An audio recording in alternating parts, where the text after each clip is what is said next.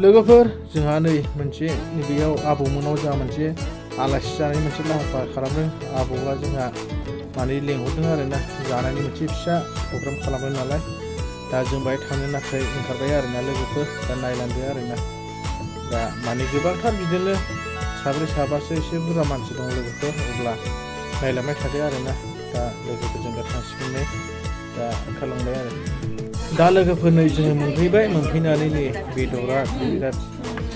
मोजां एवथारदों नै लोगोफोर बेदरजों आलुजों एवबाय नारजि अमाजों एवबाय एवबाय आरो लाब्रा